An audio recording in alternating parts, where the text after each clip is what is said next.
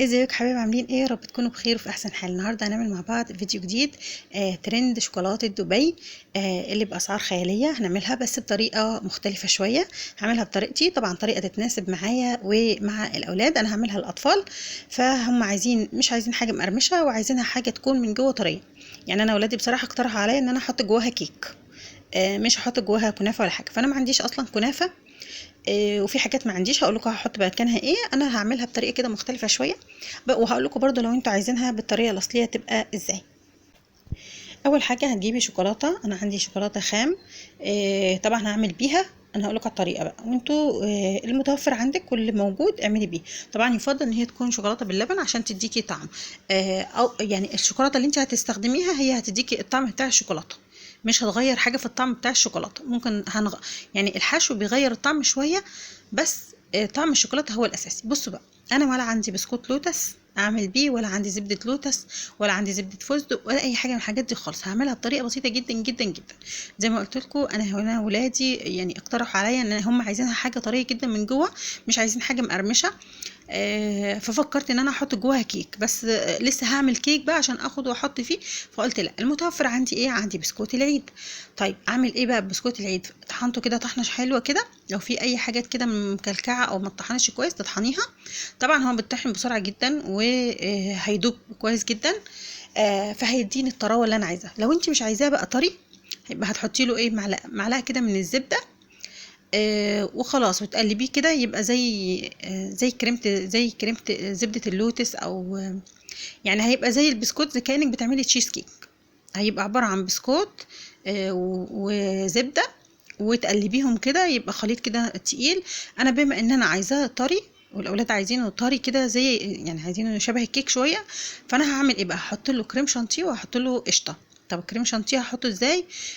هدوب كده معلقه واحده من الكريم شانتيه. انا مش عايزه كميه كبيره. على فكره كميه البسكوت دي برضو زاد منها، بس انا تاني يوم رحت عملت قالب تاني.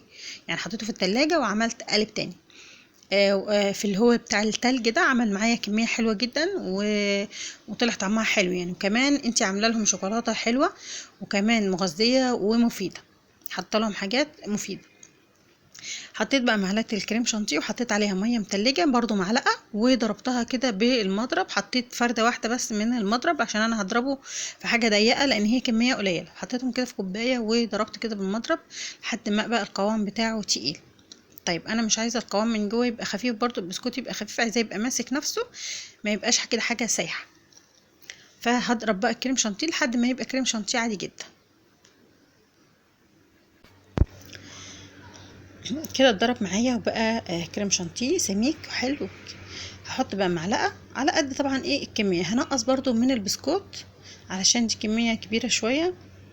هحط كده معلقه او معلقتين. الكريم شانتيه جاب معايا يعني يعتبر معلقه كبيره قوي، او معلقتين، يعني معلقتين كبار. لو انت عندك كريم شانتيه جاهز حطي معلقتين كبار لو عندك يعني مضروب. وهنقلب كده. وحطيت برضو معلقه من القشطه.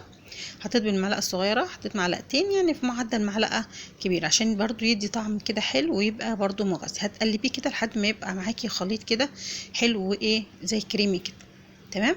ويبقى برضو ماسك نفسه، علشان بس متخليهوش ماسك نفسه قوي، عشان برضو لما تيجي تفرديه في القالب الشوكولاته يبقى سهل معاكي، ما تدوسيش جامد والقالب معاكي يتكسر. يعني خلي بالنا برضو من النقط دي. انا بقولك على الحاجات اللي ممكن تقابلك، اللي كانت ممكن هتقابلني انا وبعمل. عندك بقى قوالب هتحطي فيها تمام، ما عندكيش هتجيبي علبه تلاجة عادي نحفظ فيها الاكل وهتعملي فيها، بس تكون صغيره كده ومحكمه. هنا ده عندي لون اللي هو بيلمع، ده اللي هو بنزين بيه التورت والحلويات او الشوكولاته من فوق. وعندي شوكولاته بيضه. قلت لكم كل الحاجات دي هتديكي طعم للشوكولاته، وهتديكي شكل كمان كمان جمالي لقالب الشوكولاته اللي انت هتعمليه. طيب عملت كده بقى، حطيت كده خطوط وهحط عليها الشوكولاته الخام. انا بسيح على قد شويه بشويه، علشان ما اسيحش الشوكولاته كلها واجي احطها بعد كده في الفريزر وتلقط معايا ريحه او اي حاجه، او تكرف من الاكل او اي حاجه من الحاجات دي. لاني مش دايما بعمل وصفات بالشوكولاته. خصوصا لو انت هتسيبيها كمان شويه في التلاجة فممكن طعمها يتغير معاك. فانا مش بحب الشوكولاته تبقى طازه كده، اسيحها اول باول، فبسيح على القد، ولو احتجت تاني بسيح تاني. حطيت كده الشوكولاته، شايفين عملت شكل رخامي، كمان بديها بالشوكه كده رايح جاي علشان في ظهر القالب مش هتكون قدت شكل، فعلشان تديني بقى الشكل المخطط كده رايح جاي، وكمان عشان اللون البرتقاني اللي انا حطيته يندمج مع الشوكولاته ويلزق فيها. هنا بقى في القالب بتاع التلج ده حطيت بقى حتت برضو خطوط كده شوكولاته بيضه، خطوط بسيطه خالص، لان انا مش هعمله بقى بشوكولاته بيضه ساده، لا هعمل بس البيضه دي علشان بس تديني تزيين كده وشكل جمالي. وهامله كده كل القوالب كلها طبعا بنملى كميه نص الكميه، وبعد كده بنحط الحشو، وبعد كده نص الكميه التانية. طيب القالب التاني بيبقى خفيف جدا رقيق جدا جدا جدا، فبنحط كمية قليلة في الاول في الوش، وبعد كده بنحط الخليط يبقى برضو كمية قليلة، وبعد كده بنحط باقي الشوكولاتة برضو بتبقى كمية قليلة. فالقالب التاني بيبقى حاجة كده رفيعة وصغيرة. فانت لو انت عايزاها بقى حاجة مغذية للاطفال وهتحشيها بسكوت وحاجات زي كده اهو، اعمليها في قوالب اللي هي بتاعه التلج دي، هتطلع معاكي حاجه حلوه وماسكه نفسها وتبقى حلوه، يعني يعرفوا ياخدوا الواحده بوحدتها كده وتبقى مفيده. هنا بقى القالب حطيته بعد ما عملته، حطيته بقى في التلاجة ما كملش 5 دقايق. يعني انا بحطه من لما بحط في القالب التاني بروح اجيب الاولاني، فاهمين؟ يعني انا منها حطيت الشوكولاته في القالب التاني، رحت جبت القالب ده لقيته خلاص مسك نفسه، بتحطيه في الفريزر كده، او لو هتحطيه في التلاجة يبقى حطيه في التلاجة سيبيه 10 دقايق. شايفين الكريمه البسكوت قصدي اهو، بحطه كده يا دوب، ويا دوب افرد عليه كده بالمعلقه بيتفرد معايا على طول بسهوله.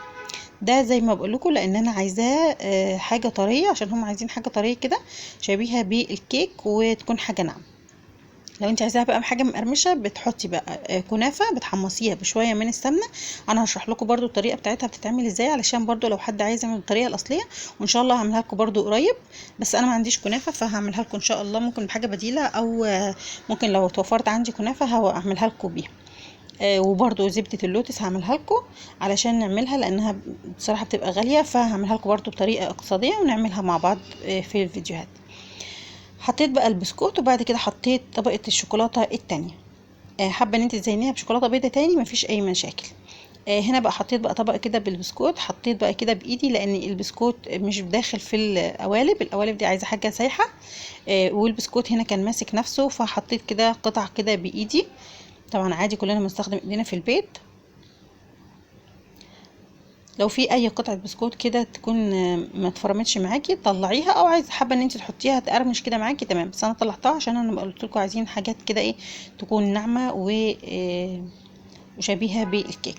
هنعمل كده اهو، نحشي كل القوالب، وبعد كده هنحشي بقى. انا كان عندي شويه من الشوكولاته البيضه، فمش هرميها طبعا ولا هسيبها كده في التلاجة، لا هعمل منها قوالب بيضة. يعني هعمل شوية بالشوكولاتة السوداء وهعمل شوية بالشوكولاتة البيضة، هستغلها واعمل منها قوالب كده تكون بالشوكولاتة البيضة.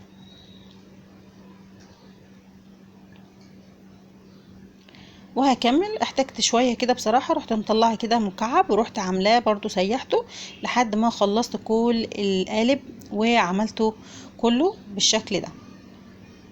هخلص بقى كل الشوكولاتة البيضة اللي عندي والشوكولاتة الغامقة، وهكمل كده. انا مليت القوالب.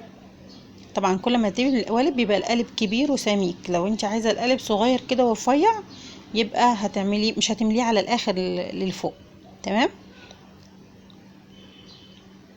في معلومه برضو عايزه اقول لكم عليها. القالب دي تحطوه على صينيه تكون متساويه، وتحطوه في الفريزر او في التلاجة، علشان القالب لما مش القالب ده القالب التاني، عشان لما بيبقى مايل الشوكولاته هتميل معاكي. انا حطيته على علبه التلاجة، بس علبه التلاجة نفسها كانت مايله، والغطا بتاعها كان مايل، اللي هو في الجناب طالعه لفوق وفي النص داخل لجوه لانها كانت فاضيه شويه.